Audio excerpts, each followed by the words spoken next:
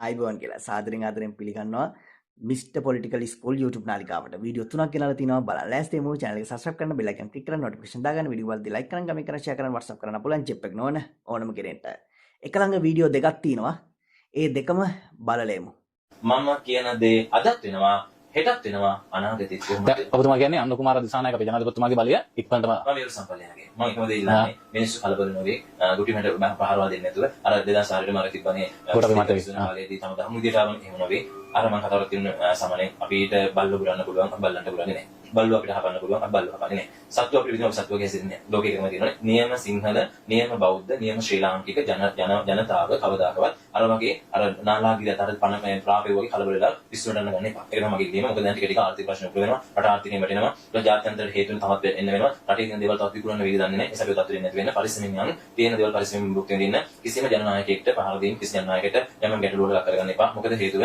මේ අපේ ජනතාවගේ නායකයන් ඒක අපි හොඳට හෝ නරකට හෝ අනවබෝධයෙන් හෝ පත් කරගත්ත නායකයන් මම හැමදෙස්සම කියනවා මේක කරගන්න බැරි වෙනවා කිසිම සමය දෙනෙක් හිටියත් අනාගතයේදී ඔවුන්ගේ 10 දෙනෙක්වත් නැහැ ඒකෙන් බහුතර කටවල ගන්නලා හැංගෙනවා ඊට පස්සේ පොඩි පොඩි කණ්ඩායම් තැන් තැන් වල ගම්නියන් ගම හිටියා අර අපි කිංවර කුහක මේ මූණ වල ටික තියාගත්ත ඉරිෂාවෙන් පිරුණු අර අපි දැක්කත් උදේට අපේ අප්‍රසන්න අප්‍රේසහිත වෙන අර කියන අපි නිකන් අර මේ මිනිස්සුන්ට ඔළුවට විසිරීදද අනුකම්පාවෙන් මිත්‍රතාවෙන් දෙංගතු වෙවිලා සමාජය තුළ විෂපතුරු කණ්ඩායම් ටිකක් හිටියා ඒගොල්ලන්ට දැන් ටිකක් පහර වදින කාලයක් ඒ නිසා ඔයගොල්ලෝ බුද්ධිමත් වෙන්න ඔබේ දරුවාට ඔබේ අම්මා තාත්තා ඔබේ සහෝදර සහෝදරියෝ ඔබේ ගෙදර අයට ආගම දහම සංස්කෘතිය සමාජය වැදගත්කම් පෙන්වන්න මොකද මේවා ධර්මරාජ අපි හැමෝම මැරෙන මිනිස්සු මේ ලෝකයේ තුල තියෙන එකම දේ තමයි මානුෂී බව ආදරය කරුණාව දයාව මේක තමයි යේසුස් වහන්සේ ලෝකෙට පෙන්වන්නේ මේක තමයි බුදුදහම වහන්සේ පෙන්වන්නේ මේක තමයි අල්ලාහ් දෙවියන් ලෝකෙට පෙන්වන්නේ මේක තමයි භගවත් ගීතාවේ තියෙන්නේ මේක තමයි යථාර්ථය මේක මම හිතන්නේ දිය කරලා පවන්න ඕනේ අපි හැමෝම යමක් විශ්වාස කරන අධ්‍යාත්ම දහම් මිනිස්සු නිසා මේ අපිට හදවතට දැනෙන්න ඕනේ බුද්ධියට දැනෙන්න හොයන්නත් නෑ මම අනාගතයක් විතර දකින ඔබතුමාත් එක්ක මේක ලියලා සටහන් කරගන්න අනාගතයේදී 2027 වසරෙන් පස්සේ එන පාර්ලිමේන්තු කාලේ වෙනකොට මෙතන කන්දේ සර්විස් වෙනකොට මේ කියන ජනමත 159 දෙනෙක් ගත්ත තැනින් අඩු ගානේ 10 දෙනෙක් වෙන නැති මිනිස්සුන්ගේ කැමැත්ත 10 දෙනෙක් වත් නෑ මම අද කන එක කිව්වේ සහ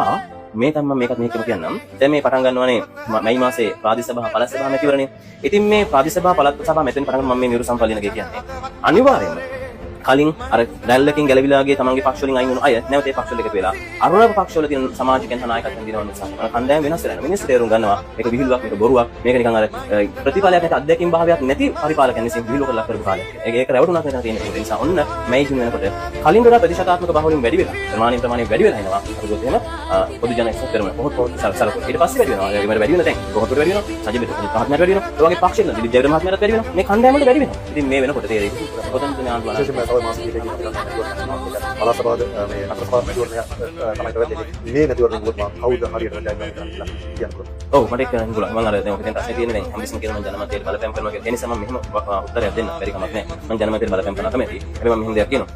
ආණ්ඩුවේ තිබ්බ ජන ව්‍යුහය සහ ඒ ශක්තිය තිබ්බ PR එක. ඒ කියන්නේ ඒ කීර්ති නාමය පහළට වැටිලා. යම් විදිහකින් ජයග්‍රහණ කරන දෙන උන්ගේ පාලක පක්ෂ නිසා ඒ ජයග්‍රහණ වලට අයිති වෙනවා. හැබැයි ඊට වඩා වේගයකින් ක්‍රමක්‍රම ප්‍රතිශතාත්මක සහ වර්ධනය වෙනවා. විශේෂයෙන් පොහොත්තු වෙන පක්ෂය යම් ඉහළ වර්ධනයක් වෙනවා. ඒකම සජිත යම් ප්‍රමාණයක වැඩිවීමක් තියෙනවා. මේ දෙකේදී වැඩිවීමක් නිසා යම් ප්‍රමාණයක් දිලිත් ජයවර්ධන මහතා පක්ෂයෙන් කතා කරනවා නේ.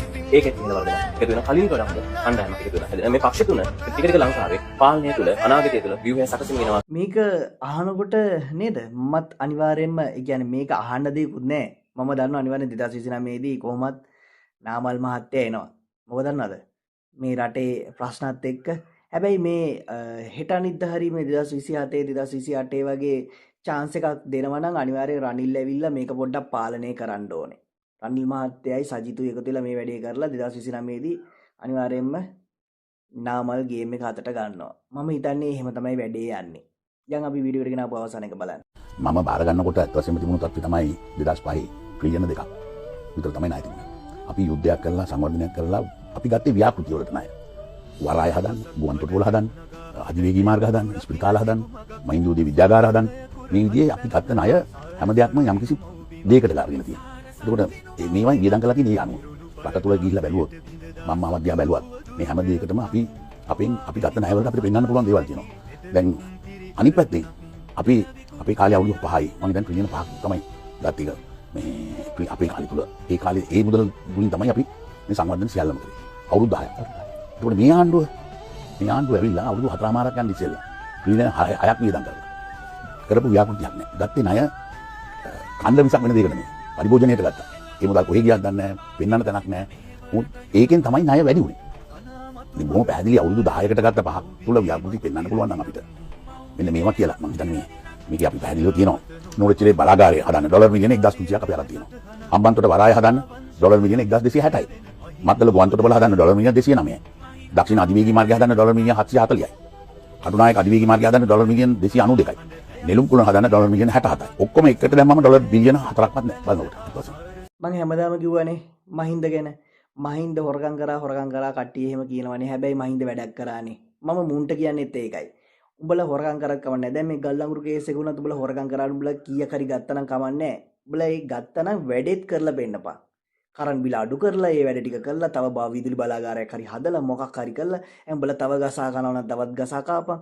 මොකක් හරි වැඩක් කරපන් කීයක් හරි අරගෙන. කිසි ප්‍රශ්නයක් නැහැ. මම මුකුත් කියන්නේ නැහැ. අපේ අනිත් විපක්ෂයන් කොච්චර කෑ ගැහුවත් මම කටවහ ගන්නවා. මම වගේම තව 100,000 ගාණක් කටවහ ගනි වැඩක් කරලා කීයක් හරි අරගනි. ආයි මුකුත් කියන්නේ අපි උනත් එහෙමනේ මොකක් හරි වැඩක් කරනවා නම් කීයක් හරි අරගන්නවා.